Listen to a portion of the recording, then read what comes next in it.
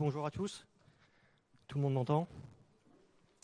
Je suis ravi d'ouvrir Politeia avec trois intervenantes passionnantes. On va parler de liberté et surtout peut-être de privation de liberté. Je vous présente Dominique Simoneau, contrôleur général des lieux de privation. Je ne sais pas si je fais le plan de table. Asseyez-vous où vous le voulez, je prendrai la dernière place. Maître Marie Dauzé, avocate au barreau de Paris, originaire de Nancy. De Commercy. Mais du coup, vous êtes un peu la locale de l'étape. C'est ça. Et Pauline Hillier, autrice, à ma gauche. Je suis à Radolfzell.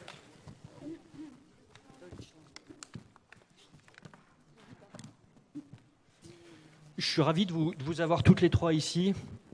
C'est un vrai privilège pour nous de vous parler. Le temps d'ailleurs sera un petit peu court pour dire tout ce qu'on aurait envie de vous entendre dire.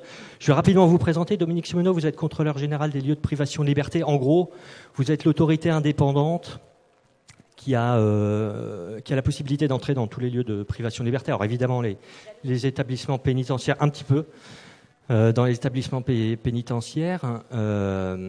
Et vous êtes l'autorité qui dit un petit peu au gouvernement quand ça ne va pas bien, quel est l'état des prisons en France.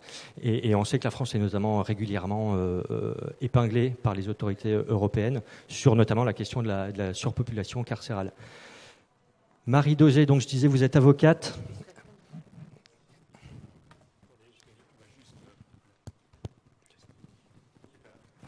Marie Dauzé, vous êtes avocate au barreau de Paris, avocate pénaliste. Vous êtes notamment connue pour être le visage d'un combat, celui du rapatriement des enfants qui sont dans les camps en Syrie, de ceux qu'on appelle les revenants ou les revenantes de Daesh. Vous pourrez peut-être nous en parler tout à l'heure. Et donc à ma gauche, Pauline Hillier, autrice, écrivaine. Vous venez de sortir ce livre qui s'appelle Les Contemplés. J'en profite pour dire que les livres de toutes nos intervenantes seront disponibles là-bas. Vous avez écrit ce livre qui s'est Les Contemplés, super bouquin, qui parle qui est tiré de votre expérience de détention à Tunis, puisque vous avez passé 4 mois, me semble-t-il, un mois de détention dans une prison à Tunis. Et c'est vers vous d'ailleurs que je vais me tourner pour la première question, puisqu'on va parler ici de liberté et de privation de liberté. Donc la privation de liberté, c'est une façon de parler un petit peu en creux ou en miroir de la liberté. Et vous êtes parmi nous celle qui a fait cette expérience de la privation de liberté. Et je voulais tout simplement vous demander ce que c'est de ne plus avoir de liberté, d'être enfermé. Quand vous devez le résumer, vous le faites comment ? Quelle sensation ça donne ? Alors, sans me positionner comme porte-parole des prisonniers, parce que j'en ai absolument pas la légitimité, puisque j'ai été condamnée à 4 mois, mais j'ai passé qu'1 mois en prison. Donc, je ne suis pas la porte-parole des prisonnières en Tunisie ni ailleurs. Néanmoins, j'ai pu côtoyer des femmes qui, elles, étaient là depuis très longtemps, pour le coup, puisqu'en Tunisie, les détenus, les longues peines et les courtes peines sont mélangés, et que j'étais dans une cellule d'une 30aine de mètres carrés, on était donc 29, avec rien d'autre à faire que de discuter. Donc quand même en 1 mois, on a le temps de faire connaissance.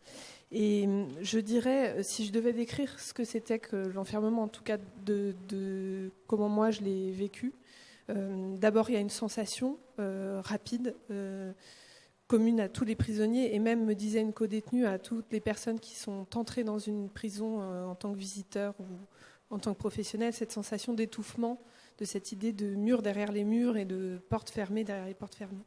Et ensuite, en ce qui me concerne, je l'ai vécu comme une dépossession de moi, puisque d'abord on m'a pris mes papiers, mon identité, mon nom, qu'on a rayé pour ne plus m'appeler que par mon prénom, puis très rapidement, vous le verrez si vous lisez le livre, par un surnom, donc même mon prénom ensuite m'a été pris.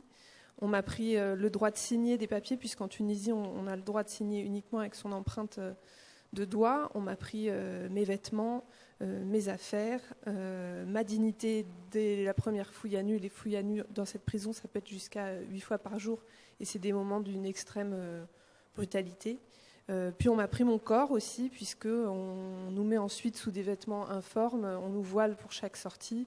Et la seule fois où j'ai pu, il y a une douche par mois à peu près, et la seule fois où j'ai pu aller prendre la douche, je me suis fait brutaliser parce que j'avais enlevé ma culotte, chose qui est interdite. Donc en fait, on ne voit même plus son corps. C'est interdit de montrer ses genoux et ses épaules, alors même qu'on est dans un huis clos féminin. Donc voilà, je dirais, moi je l'ai vécu comme une dépossession totale de mon être, depuis mon identité jusqu'à la propre carcasse que j'habite, quoi. Dominique, ce qu'explique Pauline, ça fait écho à ce que vous constatez en France dans les prisons? J'ai vu des cellules à beaucoup de monde, mais jamais à 30. Mais je dois dire que avant j'étais journaliste et donc je ne pouvais pas rentrer dans tous ces lieux que je visite désormais. Et quand je suis rentrée la première fois, et même encore maintenant, dans une cellule, ce que je croyais être 9 mètres carrés quand j'étais journaliste, et qui en fait, quand on enlève les lits superposés, le coin toilette, revient à quoi, 4 mètres carrés avec 3 personnes, et 3 gars, en général, sont des hommes, puisque vous savez qu'on est très peu de femmes en prison, on n'est que 3,5 de la population carcérale. Quand ces gars-là, ils vous montrent l'espace vital qu'ils ont, c'est-à-dire moins d'1 mètre carré par être humain, qu'ils vous montrent leurs piqûres parce qu'il y a des punaises de lit qui grouillent partout, qu'ils vous montrent les cafards qui sortent du frigo, vous voyez, des vermines, qu'ils vous disent, pour dormir, parce qu'il y a un matelas au sol quand ils sont 3 en général dans la cellule. Le dernier arrivé sur un matelas par terre, il se met du papier toilette dans le nez, dans les oreilles, pour pas que les cafards rentrent, parce qu'il vous explique que par terre, en même temps que la poussière, ils aspirent des petits cafards. Et je peux vous dire que ça fait un choc, et franchement, on a honte. Et d'autant que, je vais résumer ma pensée assez vite, c'est un très mauvais calcul, parce que c'est une punition qui s'apparente un peu à un châtiment corporel, surtout qu'ils sont enfermés là-dedans 22 heures sur 24, et que je ne sais pas dans quel état on rend ces gens-là à la société. Le calcul devrait être, on les rend meilleurs, on fait tout ce qu'on peut pour qu'ils apprennent quelque chose, que la prison ne soit pas un temps mort, qu'on leur donne le goût de quelque chose, qu'il se passe quelque chose. Or, il ne se passe rien que ça. Et donc ça fait des violences entre détenus, des violences des surveillants sur les détenus et des violences des détenus sur les surveillants. Parce que ça met une tension telle. Pensez que les surveillants sont passés de... La norme, c'est 1 pour 50 détenus. Ils en sont à 1 pour 110 ou 150. Voilà. Ce qui veut dire, Dominique, qu'en France, la sanction pénale va au-delà de la simple privation de liberté? Elle va énormément au-delà. C'en est gênant et c'est tellement moche, je trouve. J'en veux beaucoup aux élus de la République qui, connaissant la situation des prisons en France, parce qu'ils les visitent, continuent à en sortir en réclamant toujours plus de ce que je vais appeler une vengeance, parce que la loi prévoit bien que, certes, il y a la punition, que la prison, c'est une punition tout à fait légitime et légale, et qu'en même temps, elle doit proposer la réinsertion.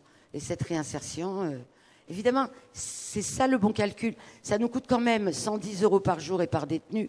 Tout ça pour fabriquer de la récidive, comme m'écrivait un détenu, c'est un calcul bête. Maître Dauzet, je m'adresse à la pénaliste que vous êtes. Comment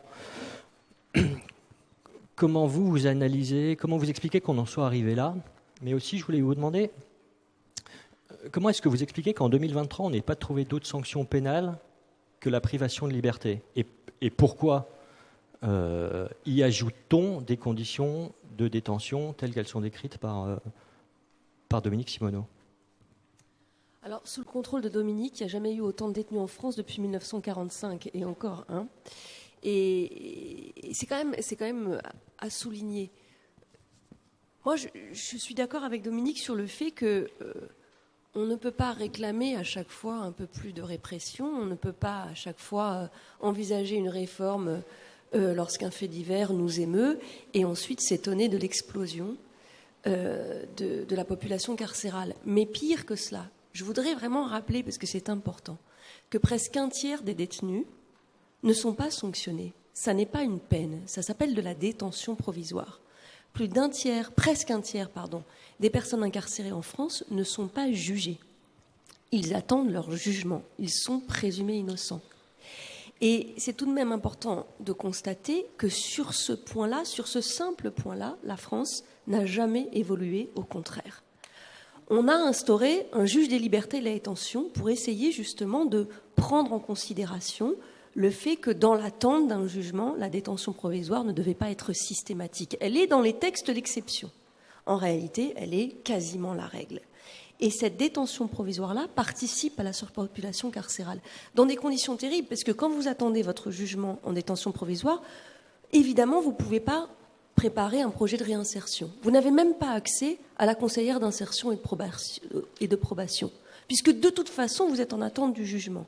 Donc tout s'écroule, vous perdez votre emploi, vous perdez votre logement, et puisque on ne connaît pas votre sort, on ne sait pas quand vous serez jugé, vous ne pouvez absolument pas préparer votre sortie. Donc la réalité, c'est que la détention provisoire, d'abord, elle fait côtoyer des gens présumés innocents avec d'autres personnes condamnées parfois à de très lourdes peines, et que, de surcroît, elle empêche, elle n'a pour seul dessein, ou en tout cas pour seule conséquence, que de participer à l'écroulement de la personne lorsqu'elle sera jugée. Moi, j'ai défendu des gens, mais Dominique le sait très bien, je ne suis pas la seule, qui, après 3 ans de détention provisoire, 3 ans et demi même, ont été acquittés. Et par exemple, la dernière personne qui, au bout de 3 ans et demi, a été acquittée, a été indemnisée à hauteur de 50 000 €. 3 ans et demi de détention provisoire, c'est 50 000 €. Mais les critères de la détention provisoire font qu'on peut incarcérer pendant des années n'importe qui pour n'importe quoi. Quand on vous dit, on prononce la détention provisoire parce que cette personne n'a pas de garantie de représentation. Toutes les personnes qui sont en situation irrégulière sur le territoire français sont, lorsqu'elles sont incriminées, mises en examen, la plupart du temps placées en détention provisoire. Il n'y a pas de garantie de représentation puisqu'il n'y a pas de papier. Mais comment ça s'explique, ce recours à la détention provisoire en fait, très régulier en France? C'est beaucoup les comparutions immédiates. C'est-à-dire c'est une procédure ultra rapide, mais qui permet quand même de placer les gens, quand ils demandent un délai pour préparer leur défense, ils partent en détention provisoire, pour le moment maximum 2 mois. Oui, c'est en 2 Bientôt mois. Ce sera 4 mois, et c'est en hausse constante. Mais sur les détentions provisoires qui durent très longtemps, c'est très simple. Au départ, c'était un juge d'instruction qui le décidait. C'est-à-dire que vous êtes accusé de quelque chose, vous êtes mis en examen pour un délit ou un crime, vous n'êtes pas jugé. On considère qu'il y a des investigations encore à mener. Et dans l'attente de la fin de l'enquête, soit le juge d'instruction décidait de vous placer sous contrôle judiciaire, soit de vous placer en détention provisoire. Bon. Quand on a, enfin, c'est la loi Guigou, en 2002 avec Jospin, quand on s'est rendu compte du fait que finalement il y avait beaucoup trop de personnes en détention provisoire et que le juge d'instruction systématiquement plaçait en détention provisoire, même si 1 an, 2 ans, 3 ans plus tard la personne était relaxée, on a instauré un second juge qui s'appelle le juge des libertés et de la détention. Moi, je pensais que c'était un progrès. J'ai prêté serment en 2001. Donc il y a plus de 20 ans. Et donc j'ai connu les tout débuts du juge des libertés et de la détention. En réalité, le juge des libertés et de la détention, 99 fois sur 100, ou allez, 90 fois sur 100, ordonne la détention provisoire. C'est-à-dire que le juge d'instruction aujourd'hui dit c'est pas moi, c'est le juge des libertés et de la détention, et le juge des libertés et de la détention place en détention provisoire. Donc en fait, je crois que... C'est culturel. C'est culturel.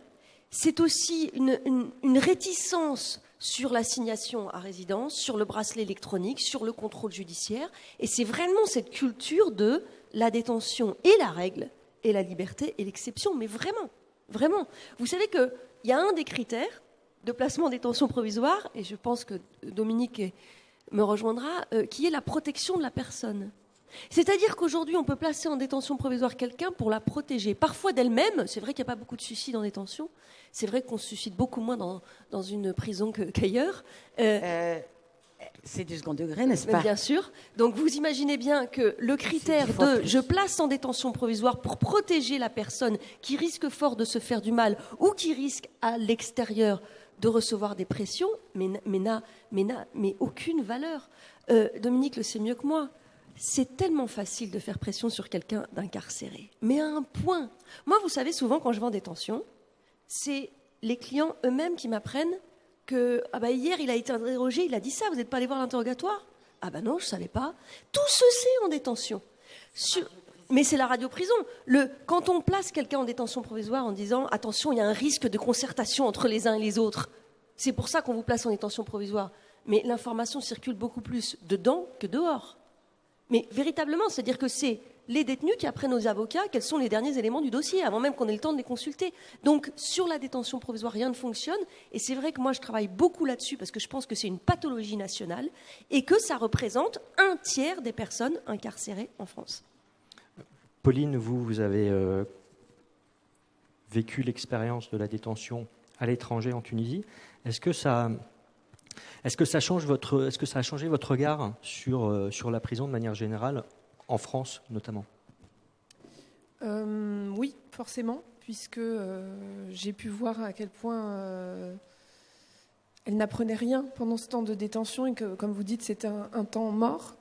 Et en plus, c'était un passage de leur vie qui les condamnait un peu à une mort sociale une fois sortis, puisque je ne sais pas comment c'est ici, mais les femmes en prison, il y a une opprobre qui est jetée sur elles, qui fait que quand elles sortent, excusez-moi, quand elles sortent, socialement, tout le monde leur tourne le dos. Déjà, pendant le temps de la prison, tout le monde leur tourne le dos. Et puis, il n'y a pas de suivi psychologique, il n'y a pas de classe, de quoi que ce soit. Le seul livre qui leur est donné quand elles en demandent un, c'est le Coran. Donc, c'est vrai que les perspectives de réinsertion me paraissaient assez nulles. Et puis, cette idée que les corps doivent souffrir, j'entends dire dans, je ne sais pas, le fantasme populaire qu'en prison, les prisonniers se la coulent douce, jouent à la PlayStation ou je ne sais quoi. Et on dirait que l'opinion publique a envie que les prisonniers souffrent, que les corps souffrent, et que ça paraît normal qu'ils aient peu d'espace, surtout, qu'ils mangent mal, qu'ils ne soient pas dans des bonnes conditions sanitaires, parce qu'ils doivent souffrir pendant le temps de cette détention. Et vous le dites, et c'est ma conviction désormais, je pense que quand on fait souffrir quelqu'un, quand on nourrit sa colère, je ne suis pas sûre que ça porte ses fruits à l'extérieur. Néanmoins, mon expérience, c'est aussi de dire que la prison, comme moi je l'ai vécue, c'est pas seulement un lieu mortifère et un lieu d'abandon, qu'il s'y passe des choses dans cette prison. Et en tout cas, pour moi, la révélation, ça a été que j'ai trouvé dans cette prison une forme de solidarité et d'humanité que j'ai très sincèrement jamais rencontrée ailleurs. C'est-à-dire que je suis tombée sur des femmes qui m'ont tout donné, qui m'ont habillée, qui m'ont nourrie, parce que les repas, en fait, là-bas sont principalement fournis de l'extérieur par les familles, à moins de manger le ragoût qui est servi dans un seau une fois par jour sans couvert. Elles m'ont donné de la tendresse, elles m'ont donné des petits gestes qui peuvent vous paraître anodins, mais j'avais une de mes codétenues qui avait un petit peu de fleur d'oranger mélangée à de l'eau dans un petit spray, et donc elle en pulvérisait sur mon lit parce que j'étais à côté des latrines, donc ça sentait forcément très, très mauvais, donc elle mettait un petit peu de fleur d'oranger. C'est des petits gestes comme ça, mais j'ai trouvé que aussi dans ce bas-fond, j'ai eu envie de dire dans ce livre que dans ces bas-fonds, il y avait aussi encore beaucoup d'humanité, et il y avait des gens... j'ai eu envie qu'on parle de ces gens. Je trouve que sur les femmes en prison, il y a un tabou, une chape de plomb, que socialement on les oublie. Et j'ai eu envie de dire que c'était des femmes qui avaient, parfois, en tout cas pour ces Tunisiennes, pour certaines, subi des grandes injustices. Et c'était des femmes qui avaient toujours des rêves, des combats, des envies, des choses à dire. Et donc j'ai eu envie d'emmener les lecteurs à l'intérieur de cette prison, ou alors... encore mieux, de les faire sortir, elles, le temps d'un livre de cette prison pour qu'on s'intéresse un peu à elles. Quoi. Mais effectivement, votre livre parle beaucoup de sororité, ce mot, ce concept qu'on a découvert pour beaucoup, qu'on a appris à connaître dans le sillage du mouvement MeToo. La sororité, dans votre livre, telle qu'elle est décrite, elle a aussi des limites. Est-ce que vous pouvez nous en parler, notamment, je pense à la directrice de la prison dans laquelle vous étiez. Quel regard vous portez sur la solidarité entre femmes qui s'exprime de façon très forte dans votre livre, mais qui trouve des limites. La sororité, oui, c'était intéressant pour moi de me faire un peu le messager du message que ces femmes avaient donné, de l'emmener jusqu'aux femmes ici pour dire que la sororité, c'était possible.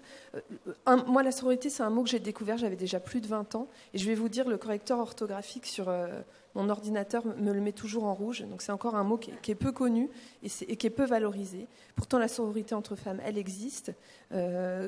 Pour les femmes qui ne sont pas... vous parlez de la direction de la prison, c'est vrai que je suis moins tendre dans le livre avec le personnel carcéral qu'avec mes codétenus, de fait, parce que j'ai été brutalisée. Aussi parce que je sais que c'est une prison dans laquelle il s'est passé des choses terribles. Il y a eu 2 ans après ma sortie, il y a eu 12 gardiennes qui ont été mises en examen après une enquête ministérielle pour actes de torture quand même. Donc la Manouba est aussi réputée pour ça. Donc voilà, j'ai quand même encore toujours 10 ans après de la colère pour ces gardiennes. Pas toutes, parce qu'en fait j'ai aussi fait des rencontres avec des gardiennes qui étaient parfois déroutantes.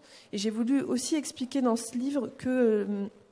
j'avais été bouleversée, et la leçon que j'en avais eue, c'était que les choses, le bien et le mal, n'étaient finalement pas, c'était des choses pas si manichéennes qu'on pouvait le penser, que c'était plus poreux que ça, et qu'il y avait des femmes que je pouvais penser des tueuses horribles qui se révélaient être bourrées d'amour et de tendresse, des gardiennes qui m'avaient brutalisée pendant une fouille à nu et humiliée, mais qui à un autre moment, dans un autre contexte, celui donc, que je raconte dans le livre, se révélait avoir à 50 ans des rêves de premier amour et de prince charmant. Donc la prison m'a aussi fait accéder à une autre strate, à une autre profondeur de l'humanité, je dirais. Évidemment, je souhaite à personne d'aller faire un séjour en prison.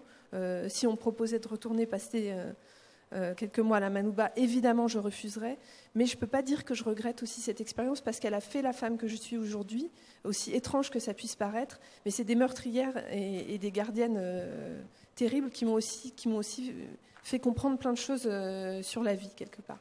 Quant à la directrice, on peut en parler. La directrice, elle raconte aussi le personnage de la directrice et la directrice telle qu'elle était. C'est un roman, hein, donc j'ai aussi...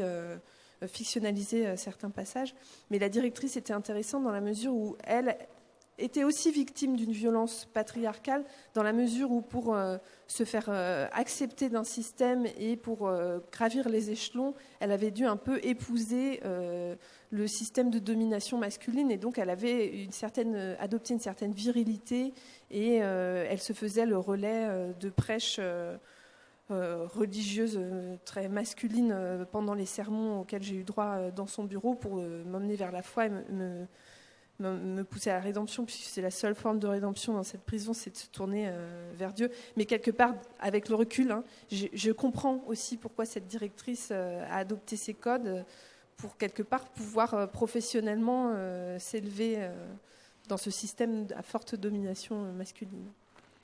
Maître Dezé, Dominique, être une femme en prison, c'est le tabou dans le tabou, même en France ? Ben oui, et je disais à mes 2 camarades, justement, avant qu'on monte sur l'estrade, qu'on est donc 3,5 ou 6% de femmes par rapport à la population carcérale globale, et qu'on en est bien mal récompensé. On est bien mal récompensé de se tenir aussi bien dans la vie, finalement. Parce qu'il y a des chercheurs, des chercheuses plutôt d'ailleurs, qui sont intéressées à ce sujet. Pourquoi il y a si peu de femmes en prison ? Elles ont trouvé des biais comme quoi les policiers seraient plus cléments, les juges seraient plus cléments avec les femmes. Enfin, moi, je ne suis pas d'accord parce que peut-être, mais rien n'explique l'énorme abîme qu'il y a entre la délinquance masculine et féminine.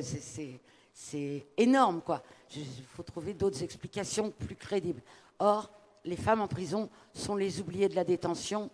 Elles sont oubliées déjà de leur famille, souvent de leurs compagnons, de leurs époux. C'est une grosse blague qui circule à Radio Prison et dans la pénitentiaire, tout le monde le sait. Il y a des files énormes devant les queues, pour faire la queue pour les parloirs dans les prisons pour hommes, et dans les prisons pour femmes, c'est très rare. Rien que ça. Et puis, même à la pénitentiaire, les activités, étant donné que les femmes sont peu, eh ben, elles ont moins d'activités, moins de travail, moins d'accès à tout que les autres, que les hommes. Je vais te laisser, Marie. Non, mais moi, j'ai toujours été fascinée par cette différence-là. C'est-à-dire qu'il y a plus de 20 ans, quand j'ai commencé ce métier, je suis toujours allée beaucoup en prison. J'y vais plusieurs fois par semaine depuis 20 ans. Et quand une femme tombait, des femmes qui tombent, mais quand une femme tombait, c'était toujours très compliqué de recevoir la famille, de les appeler en disant « Attendez, elle est en prison, mobilisez-vous, elle a besoin de linge, elle a besoin d'un mandat. » Mais quand un homme tombe, toutes les sœurs, toutes les mères sont là. Et les enfants aussi. Le samedi, il n'y a pas de problème pour le linge. Le mandat arrive tout de suite. La salle d'attente, c'est 3 fois par semaine. Quand est-ce qu'il sort, maître, quand est-ce qu'il sort, quand est-ce qu'il sort. Quand une femme tombe, il n'y a jamais cette mobilisation-là. Jamais. Est-ce que c'est la honte ? Est-ce que c'est finalement une femme qui va nécessairement mieux se débrouiller qu'un homme ? Une femme qui a l'habitude de se débrouiller ? Une femme qui va travailler en détention, mais il n'y a pas de travail, mais c'est pas grave. Elle ne va pas se plaindre. Et puis, elle ne fait pas de pression. Mais même pas sur son avocate. C'est-à-dire que autant, moi, mes clients, mal, je peux vous assurer qu'ils ne me laissent pas 10 jours sans que, alors maître, vous n'êtes pas venu me voir et mon dossier, mais elle, jamais, mais jamais. Et c'est vrai que cet isolement, c'est aussi un isolement parce qu'elle représente 3,5%, parce qu'il y a moins d'activité, mais c'est aussi un isolement parce que les familles ne les suivent pas, alors même que quand on incarcère une femme, on incarcère des enfants. Et ça, je veux le dire, parce que c'est la grande majorité des femmes détenues ont des enfants. Et que c'est les parloirs famille. C'est les parloirs avec des enfants qu'on emmène voir la maman. C'est l'aide sociale à l'enfance qui n'a jamais le temps d'emmener les enfants au parloir. C'est des décisions des juges des enfants qui demandent à ce que l'aide sociale à l'enfance emmène 2 fois, 3 fois par mois les enfants voir leur maman. Et en réalité, ça ne se fait pas. Donc, ce sont des femmes qui sont isolées parce qu'il n'y a pas de solidarité, et ce sont des mères en perdition. Et ce sont des enfants qui, petit à petit, voient s'effacer leur mère derrière des barreaux. Et vraiment, cette histoire-là, on ne la raconte jamais. Mais oui, tu as raison, ce sont vraiment les oubliés de la pénitentiaire, et quelque part, une opprobre, peut-être une honte supplémentaire qui fait que même elles ne sont jamais dans la revendication. Moi, je suis tout le temps en train de leur dire, mais c'est pas possible, on va écrire au juge des enfants, là, je dois vous emmener ces enfants, et c'est pas possible, dites à votre père de faire quelque chose, mais elles passent par moi, elles ne le font pas elles-mêmes, et elles s'effacent. Voilà. Et si je peux réagir juste là-dessus, je dirais que même ça se poursuit dans l'après-prison. De ce que je ressens, encore une fois, c'est très personnel, mais j'ai l'impression que la figure de la prisonnière est plus monstrueuse, qu'il y a un côté, ce monstre dans l'ombre qu'on ne veut pas voir. Quand pour les hommes, il y a une certaine culture de la virilité, du tôlard, du voyou, du braqueur, qui au comptoir du bar va un peu s'enorgueillir d'avoir fait de la prison. Au cinéma, dans les livres, la figure de l'ex-tôlard est un peu romantisée, quand celle de l'ex-tôlard est soit complètement oubliée, soit un peu monstrueuse. C'est-à-dire que les témoignages sur des femmes qui sortent de prison, des documentaires sur les femmes en prison, il y en a très peu. J'ai cherché pour écrire ce livre à me documenter, il y a très peu de choses, presque rien, je dirais. Comme si une fois la prison terminée, elle faisait tout surtout pour oublier ce passé honteux. Et ouais, on ne parle pas de ces femmes-là. Et même, je dirais, en France, alors vous travaillez dans ce milieu, donc vous savez, mais moi-même, j'ai un gros point d'interrogation sur pourquoi ces femmes sont en prison. Qu'est-ce qu'elles ont fait, les femmes prisonnières ? Les hommes, on sait, il y a le cannabis, il y a la drogue, tout ça, mais les femmes, on se dit, et même on n'ose pas demander. L'autre jour, j'ai entendu une autrice me dire que sa maman avait fait 5 ans de prison. On se dit, 5 ans pour une femme, ça doit être très grave. Mais on ne sait pas ce qu'elles ont fait. Et comme si on ne voulait pas savoir non plus, comme si ce tabou-là, on n'avait pas envie de le lever finalement, que c'était plus confortable pour nous de les laisser à l'oubli, ces femmes. C'est un peu je me pose en faux contre ça parce que ça me révolte assez. Voilà. Il y a un très bon livre qui vient de sortir de Elvire Homtaz, ça s'appelle « Je suis dehors » et c'est le témoignage de plusieurs femmes qui sont sorties de prison et qu'elle a eu pas mal de mal d'ailleurs à les interroger, à les faire parler, à faire parler leur famille et revenir aussi quand même sur... je pense à ce que vous disiez. C'est des femmes qui ont des enfants de 1 mois, 2 mois, même qu'elles allaitent, et qui doivent être incarcérées, sont incarcérées sans leurs enfants. D'accord ? Par contre, les femmes qui arrivent enceintes en détention accouchent en détention. Moi, j'ai eu beaucoup de mères, de femmes qui sont devenues mères en détention et qui accouchent en détention, notamment à Fleury avec la nurserie. Tu connais ça, Dominique. Jusqu'à l'âge de 18 mois, l'enfant reste avec la mère. Arrivé à 18 mois, si la mère est toujours incarcérée, l'enfant est arraché à la mère. Je vous raconte ça parce que moi, il y a encore pas très longtemps, une personne est en détention provisoire, elle arrive en prison, elle ne savait pas qu'elle était enceinte, elle la prend en détention, elle a passé donc toute la grossesse ou presque 8 mois en détention, puis cette petite fille, tous les samedis, je la voyais au parloir comme ça, et puis ensuite comme ça, puis ensuite comme ça, puis ensuite les premiers pas, et le temps passe, et on se dit, mais comment cet enfant va pouvoir être arraché à sa mère ? Cet enfant ne connaît que sa mère dans un milieu fermé. Elle dort avec sa mère dans une cellule, la même cellule que sa mère, elle est en nurserie, et c'est vraiment, mais même les parloirs avocats, elle ne peut pas la laisser à la nurserie le temps du parloir avocat, parce que sinon elle pleure tout le temps, donc elle essaye quand même, mais il y a un lien fusionnel terrible, et il y a surtout le dehors. Finalement, elle, j'ai réussi, mais parfois j'ai échoué.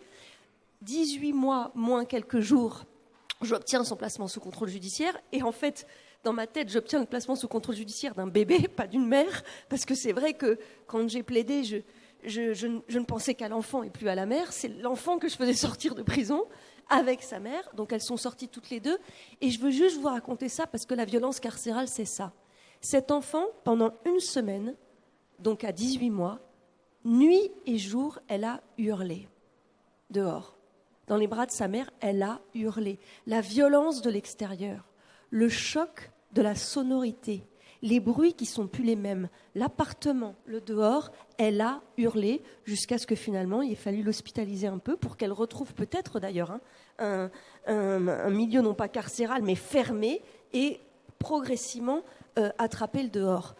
Je ne connais pas une femme ou un homme qui ne soit pas définitivement marqué par la violence sonore de la détention. Les portes qui claquent, le bruit de la serrure, ils en rêvent très longtemps après, parfois ils en rêvent jusqu'à la fin, et ils m'en parlent toujours longtemps après leur sortie. Et ce qui est dingue en prison, je le dis parce que ça m'a toujours rendu dingue, c'est que la lumière rouge, ça veut dire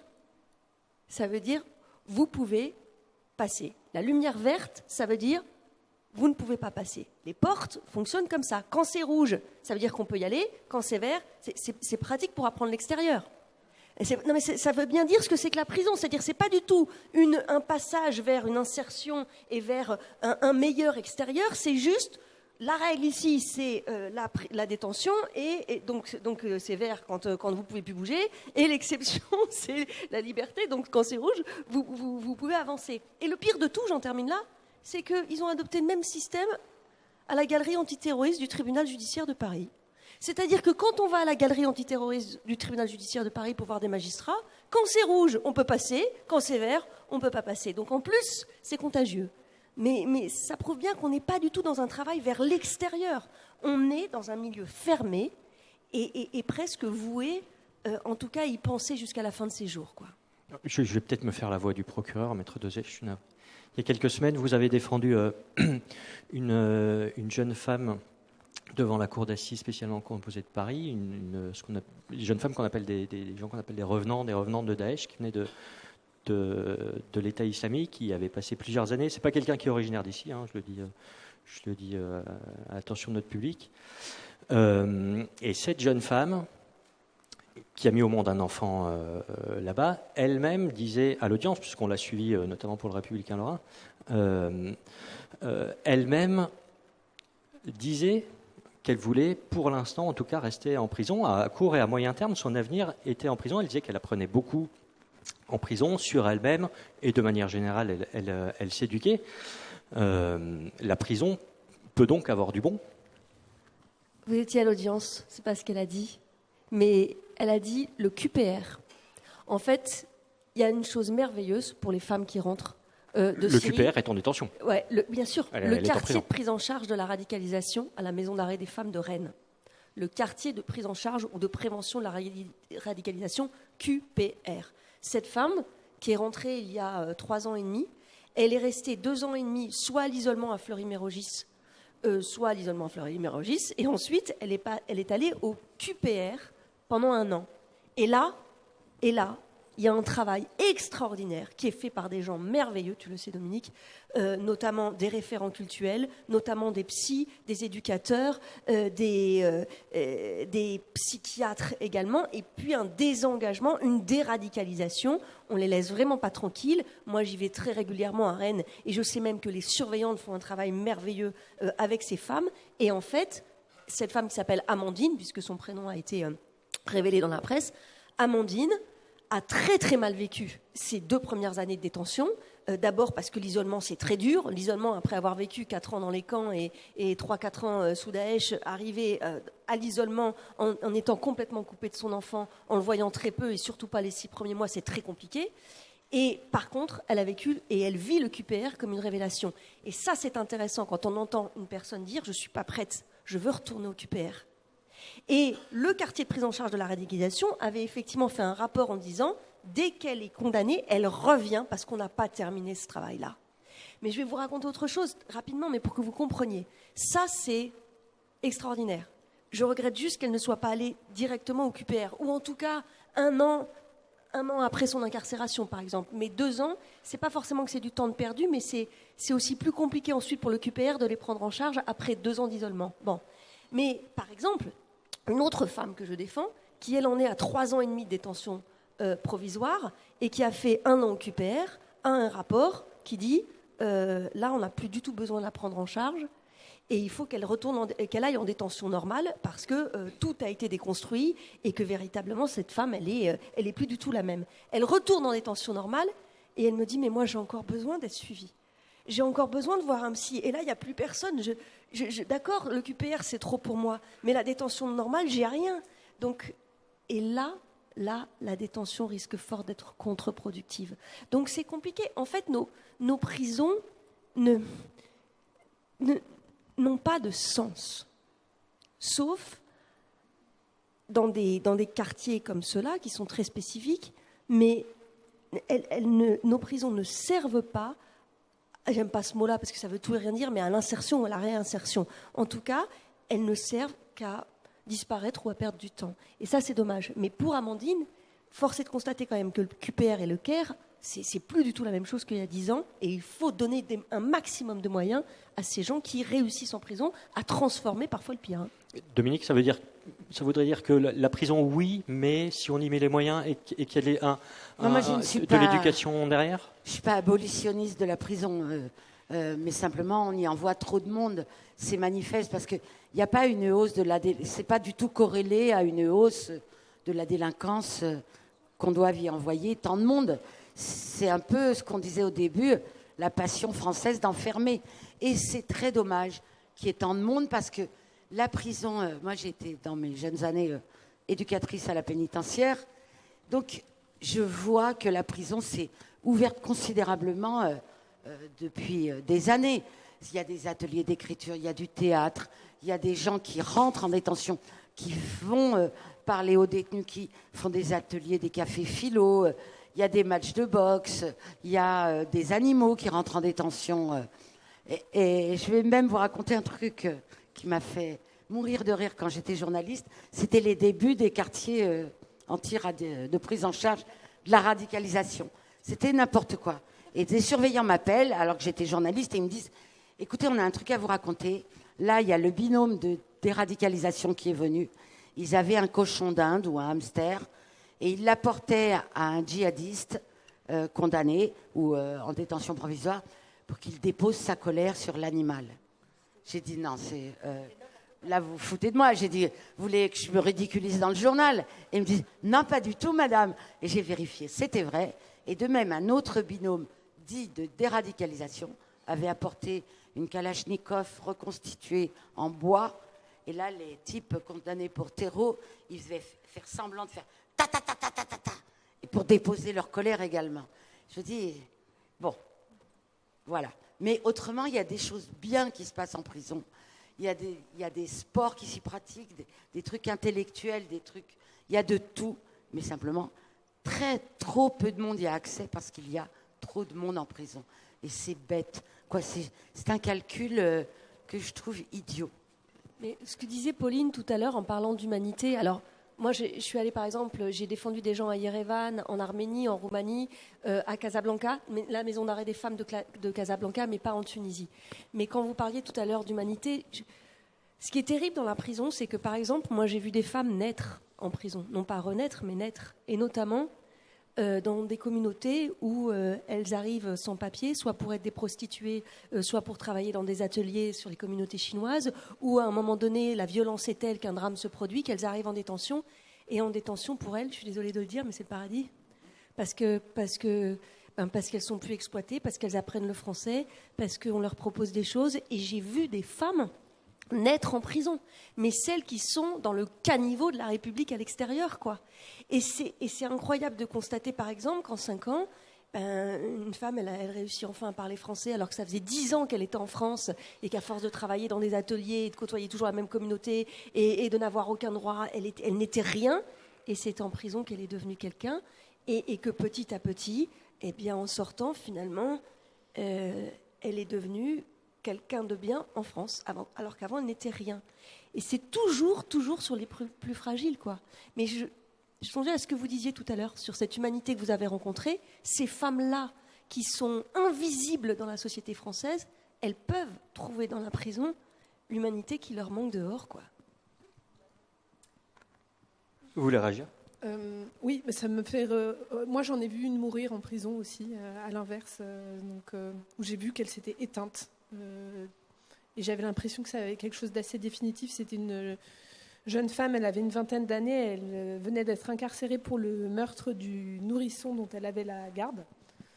Évidemment, elle disait que c'était un accident parce que les prisonnières disent toutes qu'elles ont été condamnées à tort. Bon. Donc je ne sais pas le vrai du faux, mais en tout cas, chez cette jeune femme, j'ai vu qu'il y avait quelque chose d'éteint et on aurait dit qu'elle était morte à l'intérieur, quoi. Mais j'en ai vu d'autres aussi. Parce que mon livre raconte aussi ça, raconte comment je me suis quand même emparée de l'histoire de notre rencontre et de l'histoire, des histoires que ces femmes ont bien voulu me confier pour raconter de façon plus globale comment les violences d'une société très patriarcale pouvaient directement ou indirectement aboutir à ces accidents de parcours qui les ont conduites en prison. Et pour l'une d'entre elles, une meurtrière aussi, je suis désolée, pour l'une d'entre elles, une meurtrière aussi, il y avait quelque chose d'assez troublant. Elle avait été victime de violences intrafamiliales toute sa vie, à tel point qu'elle avait fini par tuer pour se libérer de la personne qui la battait. Et cette femme, on aurait dit qu'elle était presque mieux dans l'enfermement de la prison que dans l'enfermement de sa vie d'avant. On l'appelait la Cabrane. La Cabrane, c'est un grade militaire en Tunisie. Et en fait, ça désigne dans les pavillons, les cellules de 30 sont donc appelées des pavillons, la chef de cette cellule.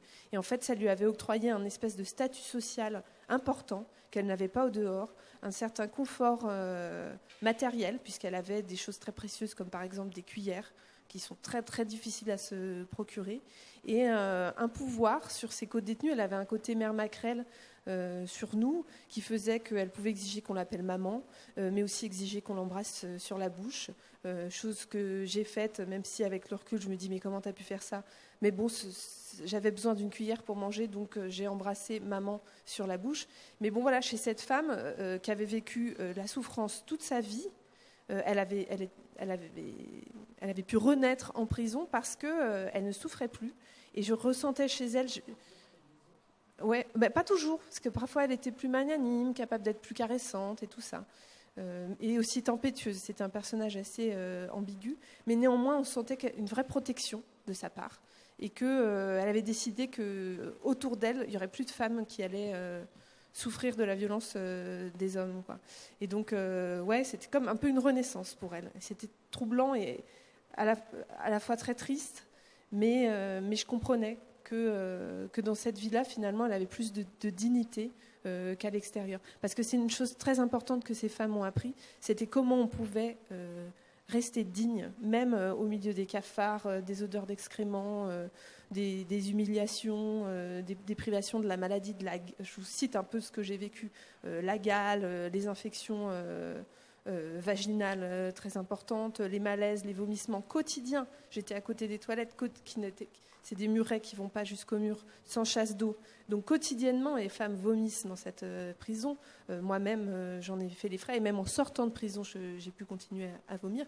Et dans tout ça, dans cette horreur ambiante, elles arrivaient à rester extrêmement dignes, à bricoler des petits miroirs avec du papier d'alu, à se faire amener des petits bouts de dentelle de l'extérieur pour coudre sur les rebords des lits comme des petites choses en dentelle pour rendre ça un peu plus joli. Et j'explique dans le livre comment, en entrant mise en garde au commissariat et par les gardiens qui m'emmènent dans le véhicule, je suis prête à trouver un lieu d'horreur et à devoir rapidement me battre. Je suis rentrée dans cette prison en me disant tu vas devoir te battre. Je ne m'étais jamais battue, mais je me disais tant pis, il va sans doute falloir que tu le fasses, il va falloir que tu tries qui sont tes alliés, qui ne le sont pas. Et puis, donc, je suis rentrée en ne voyant que de la laideur dans cette cellule, en ne voyant que les murs écaillés, les cafards, les têtes de poissons morts et les vêtements informes. Et finalement, au fur et à mesure que notre amitié, cette amitié étrange et très spéciale de prison, a grandi, j'ai vu complètement autre chose. Je les ai trouvées belles. C'est le titre de mon livre, c'est les contempler, parce que je les ai contemplées. Je les ai trouvées fortes, je les ai trouvées inspirantes, même aussi étrange que ça puisse paraître. J'ai trouvé qu'il y avait de la beauté dans cette cellule. Et je raconte qu'au moment de partir, je regarde tout ça et je fais comme une photographie de ce dernier moment dans ma cellule, et que c'est plus du tout la même photo qu'au début. Voilà, c'est ce qu'elles m'ont appris, ces femmes, c'est que c'était possible de ne pas se laisser complètement écraser par ce système qui fait tout, cette machine carcérale qui fait tout pour vous déshumaniser. Mon livre veut réhumaniser celle qu'on a voulu déshumaniser. Vous êtes sortie très brusquement ouais, ça a été de la détention. un moment assez traumatique pour moi, parce qu'en fait, je ne savais pas que j'allais sortir. Les sorties, c'est un coup de téléphone. On entend d'abord la sonnerie du coup de téléphone. Je le savais parce que d'autres étaient sortis avant moi de la cellule, j'avais vu comment ça se passait. C'est un coup de téléphone, c'est des pas de talonnettes qui se rapprochent dans le couloir, tandis que nous, on dort, il est 23h en général. C'est la porte qui s'ouvre, des femmes, chacune dans leur lit superposé, dans leur couchette. Je dis au passage que parfois on est deux par une petite couchette, tête bêche. C'est des femmes qui dans le noir... vibre à l'idée que peut-être ce soit elle qu'on vienne chercher, chacune dans son lit. Et puis, c'est ensuite une explosion de joie, d'une générosité folle, parce que c'est moi qui sortais ce jour-là, parce que j'ai bénéficié d'une clémence des juges, parce que j'étais étrangère, parce que mon affaire était médiatisée.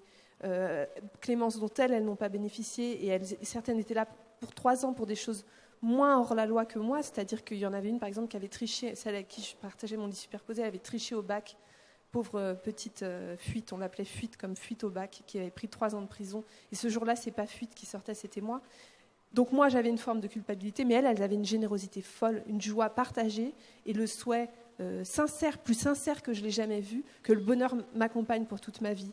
Et c'est un moment si fort, la gardienne nous laisse 2 minutes pour distribuer nos petites affaires et nos coupons de cantine à qui le voudrait, s'embrasser les unes les autres. C'était si fort pour moi que moi, je pleurais. Mais elles, ces femmes que je connaissais depuis un mois, la vieille Bouteina qui avait 80 ans, qui était là pour toute sa vie, pleurait en m'embrassant les mains, pleurait, faisait tomber ses grosses larmes sur mes mains en les tenant dans les siennes, alors qu'on se connaissait seulement depuis un mois, quoi.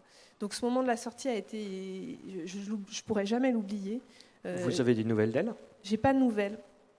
Pour 2 raisons. Rappelez-nous quand est-ce que c'était ? C'était à 10 ans. Pour 2 raisons. La première, c'est que dans cette prison, il y a une guerre contre le papier.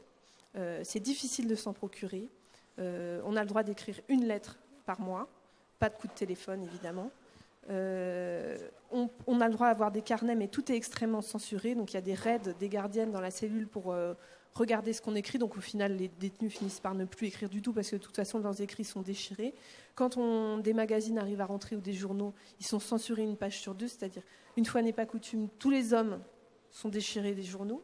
Les livres, je vous l'ai dit, c'est très compliqué de s'en procurer, à tel point que moi, j'avais un exemplaire d'un livre que j'avais pu apporter avec moi, c'était les Contemplations de Victor Hugo, dans les marges duquel j'ai pris des notes. Je m'en suis servi de journal de prison puisque je n'avais pas de cahier. C'est ce qui a donné le titre à mon roman. Mais donc, dans ces marges et dans ces écrits, sachant que je ne pouvais pas faire sortir de papier, que dans les fouilles à nu, c'est ce qu'elle cherchait beaucoup, que tout était censuré, je ne pouvais pas prendre de coordonnées, premièrement. Donc, je devais phonétiquement mémoriser des noms, chose qu'on a fait. Et dans ces 2 minutes, pour se dire au revoir, à l'oreille, Une de mes co-détenues me répétait Rim Boubakri, Rim Boubakri, Rim Boubakri, pour que je me souvienne d'elle et que je la recontacte. Elle allait sortir peu de temps après moi. Seulement, il y a une homonymie telle en Tunisie que sur les réseaux sociaux, qui en plus sont en arabe. Donc moi, j'avais Rim Boubakri, R-I-M, B-O-U-B-A-K-R-I. J'ai jamais retrouvé. J'ai jamais pu les retrouver. Et elle, qui aurait pu me retrouver plus facilement, une l'a fait seulement. Les autres ne l'ont pas fait parce que je pense qu'entretenir des amitiés, des relations de prison, c'est trop difficile pour elle à la sortie. Et puis par ailleurs, il y en a aussi pas mal qui sont toujours dans cette loupe infernale du pavillon D de la Manouba que je connais trop bien. Et c'est une pensée qui me hante beaucoup, c'est que le quotidien est si immuable dans cette prison. Les détenus ne changent pas de cellule. Hein. Donc cette pièce de 30 mètres carrés pour Boutena, c'est la même depuis 15 ou 20 ans. Et leur quotidien est si immuable que là, par exemple, je ne sais pas quelle heure il est, mais je suis capable chaque heure de vous dire exactement ce qui est en train de se passer pour elle dans cette cellule. Donc c'est parfois trop vertigineux pour moi de penser à ce quotidien qui continue de s'écouler inexorablement. Il y a un côté quand même un peu cauchemardesque là-dedans. Je le rappelle, on parle de toutes les activités qu'il y a dans les prisons françaises. En Tunisie, je ne sais pas ce qui se passe chez les hommes, mais il n'y a rien. À part le travail, pour certaines, et c'est une bénédiction, aller à la cuisine ou faire le ménage, mais sinon il n'y a strictement rien. Les détenus sont infantilisés, c'est-à-dire qu'il y a une télé dans la cellule qui passe soit des programmes pour enfants du matin, soit des émissions débilisantes, quoi. Et on ne fait rien pour intellectuellement les sortir de cette torpeur. Donc au final, elles finissent par dormir un peu toute la journée et par devenir un peu des zombies un peu dans cette prison. Mais le cœur, si le cerveau se vide, je dois dire que le cœur est d'une résilience folle. Et l'amour qu'elles ont et qu'elles se portent les unes aux autres à défaut d'avoir d'autres êtres chers dans cette prison est toujours là. Et cette pulsion de vie reste. Et c'est à cette pulsion de vie que j'ai voulu rendre honneur. C'est pas un livre noir du tout. J'ai voulu raconter comment, en fait, en lisant les lignes de la main de mes co-détenues, c'est comme ça que j'ai créé le contact avec elles, parce que je savais un peu le faire. Et je me suis dit que ça allait briser la glace de faire ça un soir pour s'occuper. En fait, ça m'a donné une popularité folle. Toute la prison s'est mise à m'appeler la voyante, y compris les gardiennes, etc. Parce que je crois que dans ce moment-là, il y avait quelque chose de sensuel, de charnel. On se touchait. Ces femmes, elles ne sont plus touchées. Les parloirs, ils sont derrière des vitres. Elles ne touchent plus leur famille. Les gardiennes, elles ne les touchent que pour les gifler ou pour les tirer par les cheveux. Donc tout à coup, qu'il y ait une main dans les leurs qui caressent, en fait, parce que je caressais leurs mains, je les embrassais. Ça a créé des moments de douceur et de sensualité entre nous qui leur ont fait du bien, et c'est ce qui a fait qu'elles m'ont donné, qu'elles m'ont ouvert leur cœur et qu'elles m'ont laissé accéder à l'intimité de leurs histoires. Pardon, je suis un peu émue. Maître Dosier, mieux vaut être détenu, homme ou femme, en France plutôt qu'à l'étranger? Vous qui vous parliez de votre expérience un petit peu à l'étranger. Ah non, mais il y a plus de structures quand non, même mais chez nous. Là, ce que vous décrivez, moi, je suis pas restée un mois, mais la maison d'arrêt des femmes de Casablanca, c'est l'horreur. Libreville, j'ai défendu quelqu'un à Libreville. La prison de Libreville, c'est un mouroir, c'est pas une prison, en fait, c'est un mouroir. On voit des détenus, alors on ne sait même pas si les hommes et les femmes ne sont pas mélangés, quoi. Et les gens sont malades, ils sont juste en train de marcher et ils sont en train de mourir. C'est un mouroir à Libreville. Yerevan, c'est en Arménie, c'est une prison à Yerevan qui est. Moi, je marchais en allant au parloir avocat en comprenant que j'étais en train de marcher dans des excréments, il y avait même plus d'évacuation, quoi. Non, en prison, c'est une catastrophe en France, parce qu'on fait n'importe quoi, qu'on n'investit absolument pas ces lieux de détention dans un but de réinsertion, mais qu'on laisse macérer les uns et les autres sans assez d'activité, et que la surpopulation carcérale est une catastrophe. Mais ces prisons-là sont plus des mouroirs qu'autre chose. Le récit des femmes qui ont été incarcérées dans des prisons kurdes du Rojava, c'est un peu ce que vous décrivez, hein, c'est-à-dire à 30 en cellule, avec les mômes, parce qu'elles sont en plus incarcérées avec les enfants, hein, avec les enfants au milieu de la cellule, une couche par jour pour les enfants et un repas par jour, et puis les violences que vous décrivez. Donc, non, il faut quand même pas de difficulté entre la prison en France et ces prisons-là. Mais d'autres modèles existent de prison. On parle de prison dans le monde. Je ne suis pas une spécialiste, mais il y a aussi des modèles qui fonctionnent mieux. L'Europe du Nord. Voilà, oui, mais Il y a même l'Allemagne, hein, Bien sûr. qui est l'Allemagne, c'est 1 par cellule. 70% des détenus ont un travail. En France, c'est 25%. Bien sûr. Donc, la Hollande a loué ses cellules à la Belgique. Et il n'y a pas plus de délinquance, plutôt moins en Allemagne qu'en France. Donc, c'est bien qu'il y a un petit problème. Notez, l'Angleterre est pire que nous, je crois. D'ailleurs, je voulais vous demander, Dominique, quel regard vous portiez sur cette étrange expérience française du Covid dans les prisons, qui a vidé les prisons, puisqu'on est passé à une densité carcérale en dessous de 100% à ce moment-là, et inexorablement, ça s'est à nouveau rempli. Comment vous l'expliquez ? Moi, je l'explique parce que pendant le Covid, les prisons se sont vidées parce que, évidemment, la peine de mort étant supprimée en France, tout le monde redoutait qu'il y avait plein de clusters dans les prisons. Il ne s'agissait pas que les prisonniers meurent, des surveillants meurent. Donc, il y a eu plein de sorties et surtout beaucoup moins d'entrées. Parce que les tribunaux étaient un peu à l'arrêt, il n'y avait plus personne dans les rues. Bon, enfin, il y a beaucoup de choses qui ont été faites. Et les gens qui ont été libérés, attention, c'est des gens en fin de peine. Ils ont été libérés à 15 jours, 3 semaines de leur fin de peine. Donc, de toute façon, ils seraient aujourd'hui dehors depuis longtemps. Et ils allaient sortir. Et ils sont sortis sous le contrôle de juges d'application des peines et des services pénitentiaires d'insertion et de probation. Pourquoi ? Alors, tout le monde a eu l'espoir. On était tombé à 58 800 détenus. Tout le monde a eu l'espoir que ça allait tenir comme ça, mais non. La passion française d'enfermer a repris le dessus. Et on est passé on est revenu à plus qu'avant le Covid. Et je pense qu'il y a un mouvement de balancier de la société et de la politique qui appelle à beaucoup plus de répression. C'est visible. Il y a 40 ans, les discours. Et j'entendais le procès d'un homme qui a tué sa femme d'une façon mais horrible. Et on disait, il fait partie de ceux qui ont été libérés pendant l'épidémie du Covid. Si il avait été libéré pendant je voudrais vous dire ça parce que vous allez l'entendre sur toutes les ondes. Et je voudrais vous dire que c'est vraiment un argument, je dirais, un peu spécieux.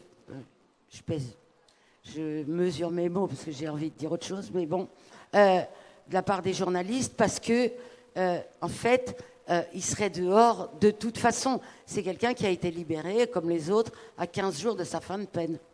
Merci Dominique. Juste avant, s'il y a des questions dans le public, je pense qu'on va pouvoir en prendre, donc n'hésitez pas à nous les faire passer, ou je ne sais pas comment ça se passe, mais si vous avez des questions, n'hésitez pas. Maître Dosé, sur cette question de la prison Covid. Je sais que tu partages ma colère, parce qu'on en a parlé une fois. S'agissant de la crise sanitaire et de la détention, moi j'ai été dans une colère noire.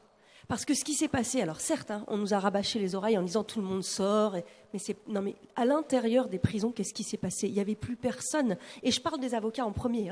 Mes confrères ne sont plus du tout allés voir les prisonniers et les prisonnières. Ils venaient même pas aux audiences. Ils venaient pas aux audiences. Il n'y avait plus d'éducateurs. Il n'y avait plus de psy. Donc en réalité, il y avait des personnes en détention qui étaient en prison dans la prison. C'est-à-dire qu'ils avaient peur, mais une peur bleue de la contamination d'un lieu fermé où on touche tout le temps. Je veux dire, vous arrivez en prison, vous touchez une grille, vous appuyez sur un bouton, vous touchez la grille, vous appuyez sur un bouton, vous touchez la grille, et il n'y avait plus personne pour les aider. Il n'y avait plus d'activité, plus de soutien psy, plus d'éducateurs, et surtout plus d'avocats. Et moi, ça m'a scandalisée, parce que je suis allée en détention très vite, et c'était freine. Non, vous n'avez pas le droit. Je dis, mais où est-ce que j'ai pas le droit d'aller voir mes clientes ? Et où est-ce que j'ai pas le droit d'aller voir mes clients ? Et finalement, les avocats auraient très bien pu continuer. Et c'est vrai que pendant les premières semaines, plus exactement les premiers mois, ça a été très très dur. Et ensuite, après j'en termine, mais quand finalement on a rouvert petit à petit, et notamment je parle des enfants, parce que les enfants n'ont pas vu les mères pendant 4, 5, 6 mois parfois, pendant la crise sanitaire, et quand en fait elles avaient enfin le droit d'avoir des parloirs, c'était derrière des vitres. Donc les gamins qui n'avaient pas vu les mères pendant 4, 5, 6 mois ne pouvaient pas les embrasser, ne pouvaient pas les toucher. On a inventé des jeux avec « faut attraper la main, regarde comme c'est rigolo et ça va passer et vivement la prochaine fois ». Et c'était tellement difficile. Quand une mère a 3 enfants, elle voyait un de ses enfants, 10 jours d'isolement. Deuxième enfant, 10 jours d'isolement. Troisième enfant, 10 jours d'isolement. Donc en fait, elle passait leur temps à l'isolement, puisque l'enfant était censé porter le virus, ou en tout cas il y avait un risque. Elles ne les voyaient plus tous les 3, elles les voyaient chacun leur tour, et entre-temps, il n'y avait plus que de l'isolement. Ce qui est complètement absurde. De toute façon, la prison, c'est quand même bienvenu en absurdie. Parce que moi, j'allais les voir toutes les semaines, je venais de l'extérieur, il n'y avait pas d'isolement, on ne cherchait pas, c'est comme ça. Mais ça a été extrêmement dur pour celles et ceux qui sont restés. Et personne ne l'a jamais raconté. Merci. Est-ce que dans le public, il y a des gens qui veulent poser des questions? Allons-y. Bonjour, Emmanuel Graff. Emmanuel Graff de la région. Finalement, au départ, moi, quand je vous entends sur cette passion française d'enfermer, j'ai envie de poser une question toute simple, mais en même temps qui nécessiterait un gros développement, c'est d'où ça vient à l'origine, cette idée d'enfermer les gens. On sait que couramment, dans le discours, on dit c'est pour protéger la société. Mais d'où vient l'idée d'enfermer les gens pour, franchement, d'abord les punir, vous l'avez bien dit, et actuellement, de temps en temps, faire de la réinsertion. Vous avez raison sur la déradicalisation. On ne parle jamais de ces gens-là. Ils sont formidables. Et c'est un trou noir dans la presse. Je vois de temps en temps quelques articles, mais c'est extrêmement rare, alors qu'ils font un boulot incroyable, mais dans le silence. Donc, ma question, c'est d'où vient cette idée étrange que pour en faire... Bref, vous m'avez compris. Quand je suis allée en Allemagne, visiter les prisons allemandes, je vous ai dit, j'ai marché dans les coursives un peu la honte au front. Les surveillants m'ont expliqué, nous, ici, le principal envers les détenus et entre les détenus et nous, c'est le respect. Moi, j'avais entendu la politesse en France, encore bien grand mot, et ils m'ont expliqué, les directeurs de prison, les magistrats, les surveillants que j'ai rencontrés, que l'Allemagne, étant donné son passé regrettable, n'est-ce pas, avait fait un énorme travail sur la société et que la dignité humaine était devenue le premier et le plus important de leurs principes. Peut-être que nous, en France, on n'a pas fait ce même retour sur nous-mêmes. En tout cas, ça paraît bizarre qu'on doive faire un retour sur nous-mêmes sur 70 ans, 80 ans en arrière. Mais je pense qu'en tout cas, en Allemagne, ils l'expliquent comme ça. Toi, je ne sais pas si tu as une autre explication, Marie, mais je trouve que c'est effrayant le tour que prend la société avec cette envie d'enfermer les gens. Mais on a envie d'enfermer les gens parce qu'on n'a pas envie qu'ils partagent notre monde. Ce n'est pas... En fait, en Allemagne ou en Europe du Nord, on vit la prison comme un passage, ou en tout cas comme une nécessité pour ensuite réinsérer. La prison, c'est pas ça en France. La prison, c'est pas nous. Ça ne nous ressemble pas. On n'en veut pas. C'est d'ailleurs le populisme pénal grandissant depuis 20 ans. C'est-à-dire, on incarcère parce qu'on les met dans un univers qui n'est pas le nôtre et ils ne font pas partie de notre société. À partir de là, vous savez, à Fresnes, par exemple, même les surveillants, on les appelle par leur fonction. Rond-point, c'est le surveillant qui est au rond-point qui va appuyer sur la touche. Parloir. Et tout est déshumanisé. J'entendais ce que tu disais, Dominique, mais tu le sais mieux que moi. Je n'ai jamais eu un détenu ou une détenue qui a été appelé Madame, Monsieur, machin. C'est tutoiement et c'est le nom. C'est tout. Et en réalité, je pense qu'on incarcère parce que on veut symboliquement dire « tu ne fais pas partie de nous ». À partir de là, on incarcère. Silence, on incarcère. Et on va créer un monde parallèle au nôtre avec pour seul dessein de ne jamais le faire rencontrer un jour avec ce qui est censé pourtant devenir l'extérieur et le futur de cette personne. Voilà. Et le populisme pénal qui a pris ses racines il y a un peu plus de 20 ans porte ses fruits jour après jour. Hein. On ne peut pas à chaque fois, une loi, un fait divers, instrumentaliser la justice pénale. La justice pénale aujourd'hui, c'est un immense fait divers. Bon, ben voilà, c'est un moyen de communication, c'est un outil de communication politique. Bon, à partir de là, effectivement, silence, on incarcère. Moi, je voudrais quand même rendre un hommage vibrant à Patrick Balkany, qui a prouvé que le bracelet électronique n'était pas une blague et que quand on ne suivait pas les injonctions qu'on vous faisait en portant un bracelet, on retournait en prison. Et j'aurais aimé que, d'ailleurs, il se produise un peu plus en public pour expliquer, voilà, le bracelet électronique, croyez-moi, c'est une vraie punition. Parce qu'en fait, il y a aussi ça, c'est qu'on a l'impression que toutes les peines effectuées hors les murs ne sont pas des punitions. Or, il y en a énormément, le travail d'intérêt général ou les aménagements de peine ou être suivi, contrôlé par des éducateurs. C'est pas marrant du tout. C'est très contraignant. Et le bracelet, c'est contraignant également. Mais voilà. En fait, on s'est rendu compte avec des études que le bracelet électronique mordait plus sur la liberté que sur la prison. Moi, j'ai des clients qui, un jour, il y en a 2 en 15 ans, parce que le bracelet électronique, il y a 20 ans, ça n'existait pas vraiment, mais qui sont venus au cabinet sous bracelet électronique, qui l'ont cassé et qui ont dit j'attends les policiers. Parce qu'ils n'en pouvaient plus. Le bracelet électronique, c'est être en prison dehors. Et parfois, c'est éreintant. Et il y a cette espèce d'entre-deux où on est tout le temps dans la panique. Il y a des bouchons. Si à 20h je ne suis pas rentrée alors que je sors du travail, ça va être un signalement. Et là, il va falloir appeler le juge. Et très sincèrement, j'en ai 2 qui l'ont cassé au cabinet en disant on attend les policiers, je vais retourner en prison. Ils sont venus. Les 2. Parce que je les ai appelés en plus. Ah bon? Je les ai appelés. Mais voilà, cessons de penser qu'une ARSE, on appelle ça une ARSE, une assignation à résidence sous surveillance électronique, c'est un privilège. C'est une prison dehors. Une autre question, peut-être, oui, à gauche.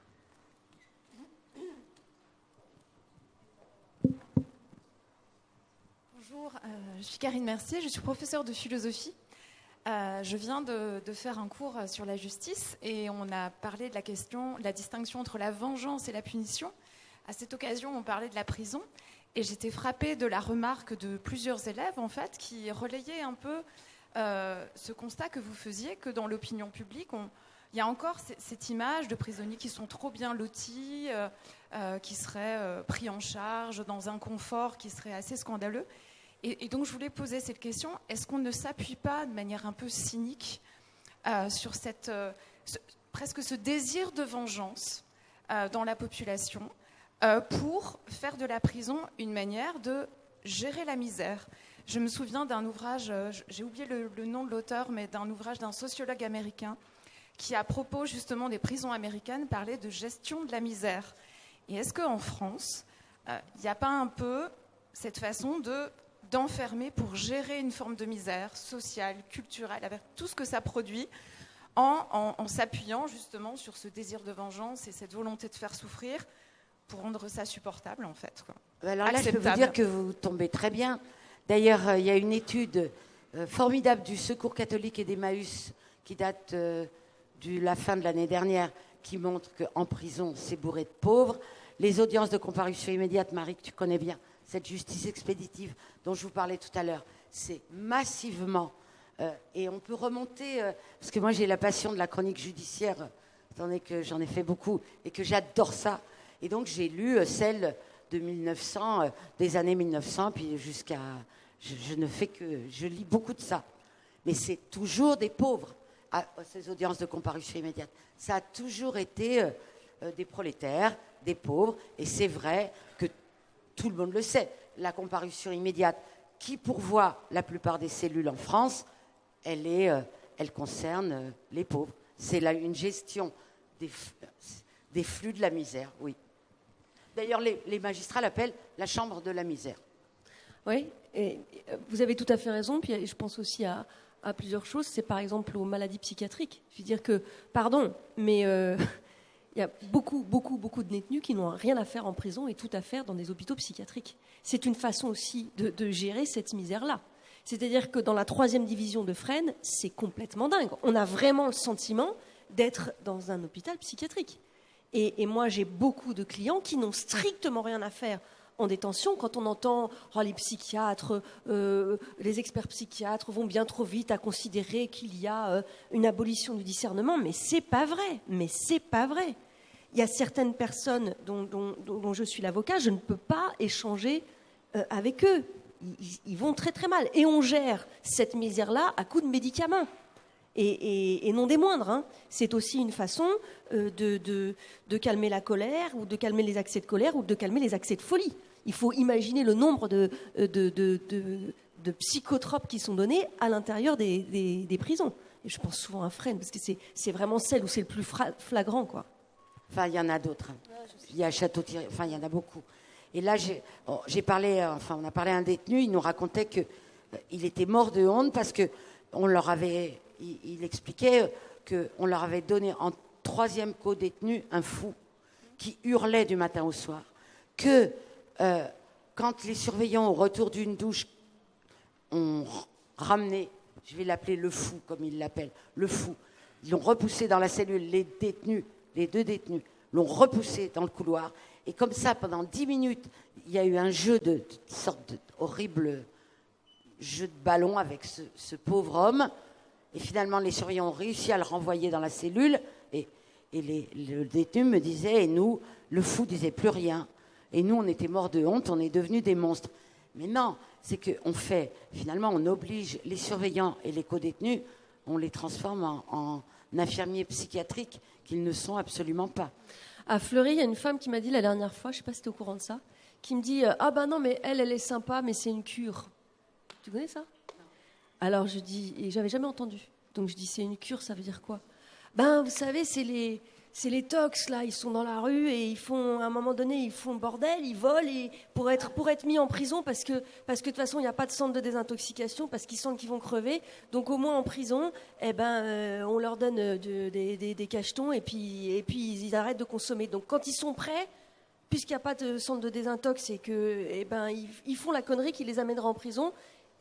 Comme une cure de désintoxication, quoi. Donc, on les appelle les cures. C'est dingue.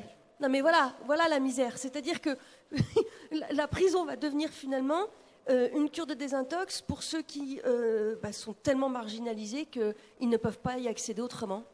Voilà, les cures. Merci. Une autre question? Oui.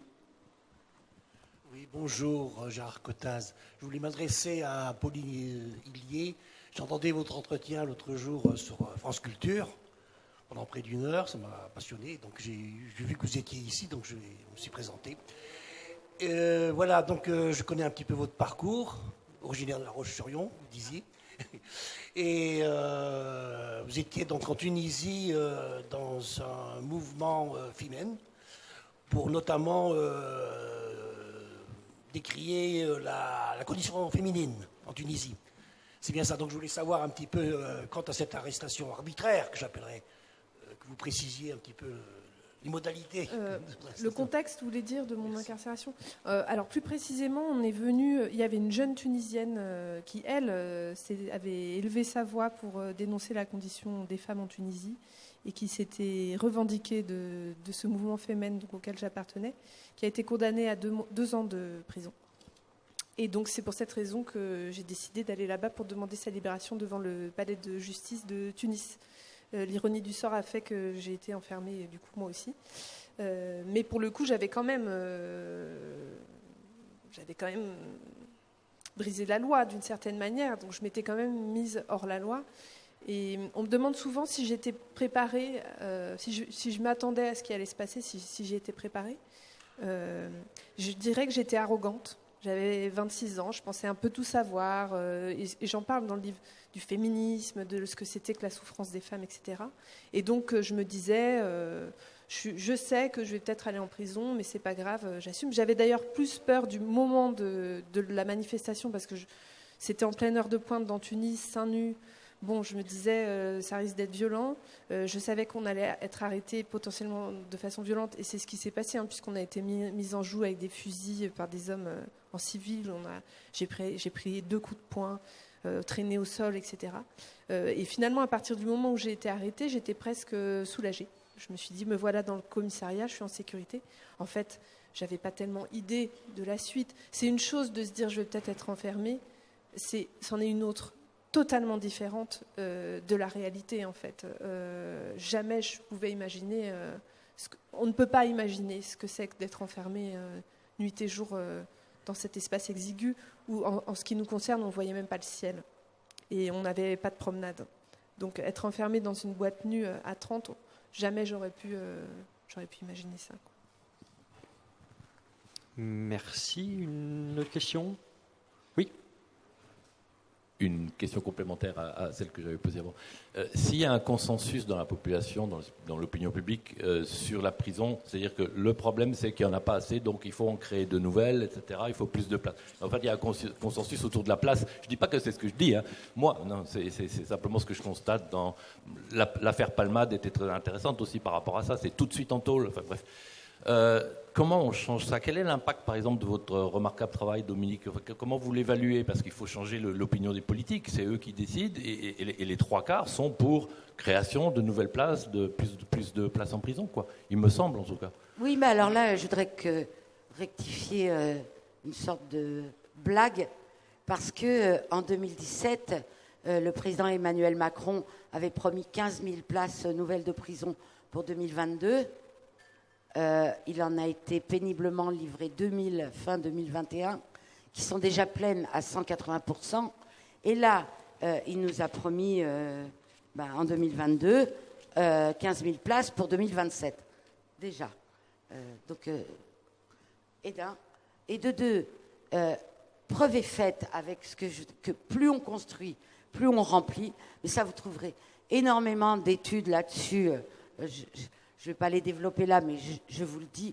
Et si vous ne me croyez pas, allez regarder, vous verrez. Il y a énormément d'études là-dessus.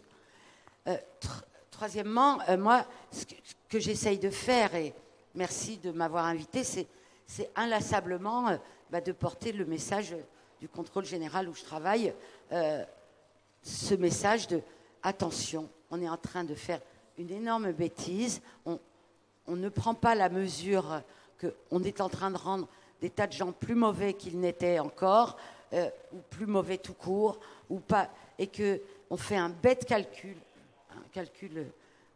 et je ne comprends pas pourquoi le gouvernement, qui a le courage d'affronter l'opinion publique sur la réforme des retraites, n'a pas le minuscule courage d'affronter ce mouvement pour les prisons.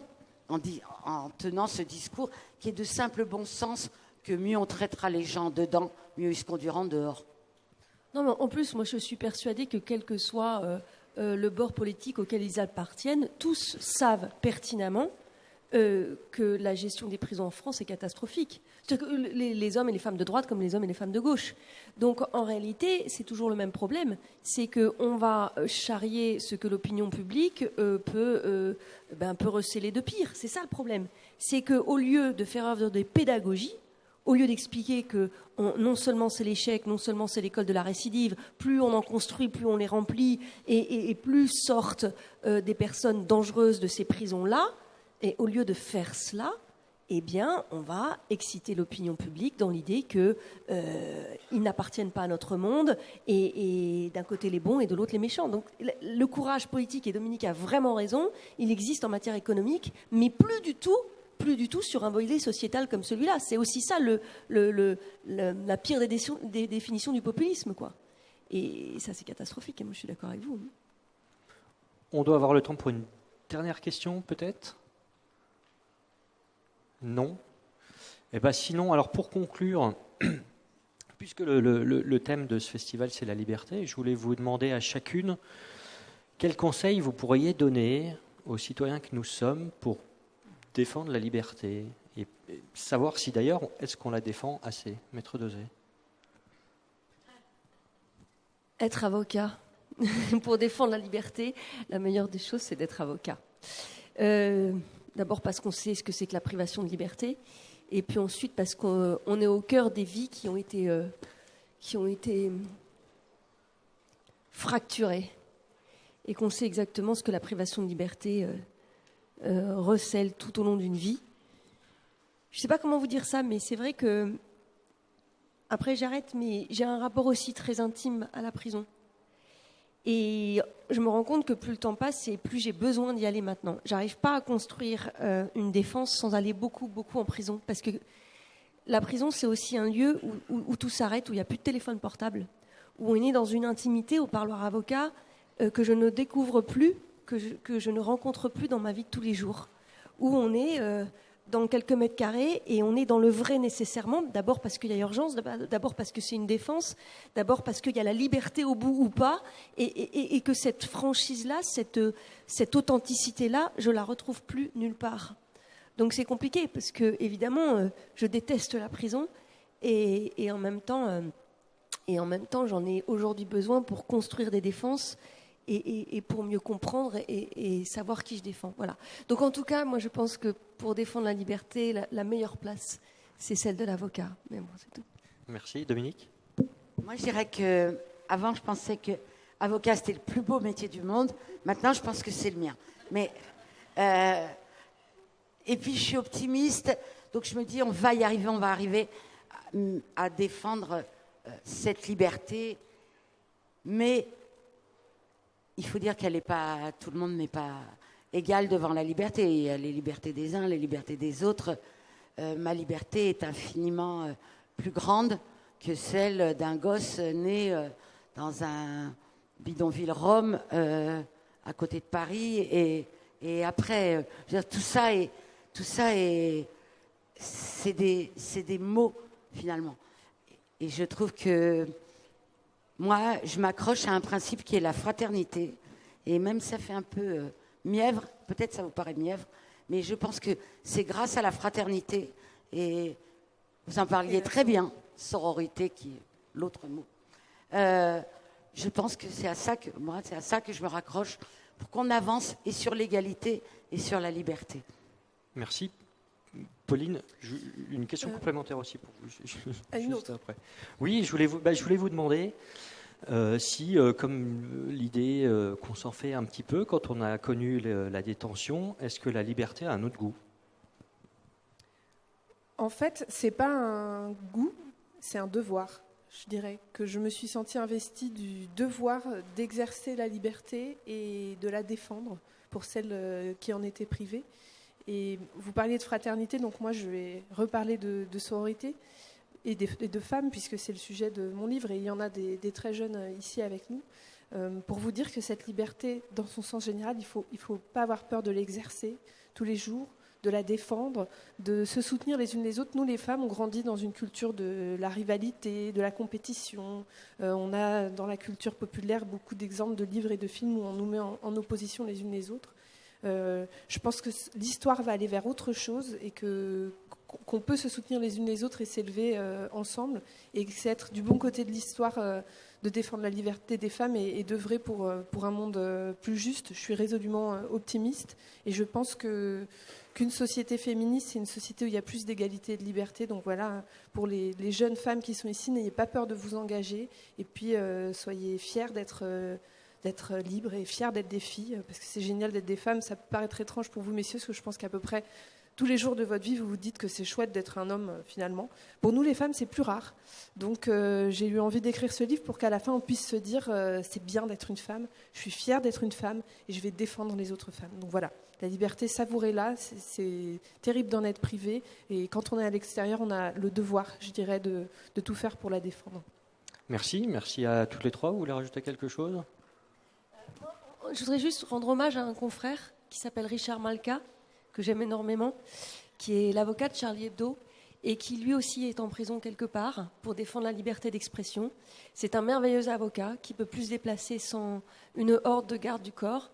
J'ai déjeuné avec lui il n'y a pas longtemps et pour défendre la liberté, lui sacrifie la sienne. Je voulais juste terminer sur lui. Merci beaucoup, merci à tous les trois.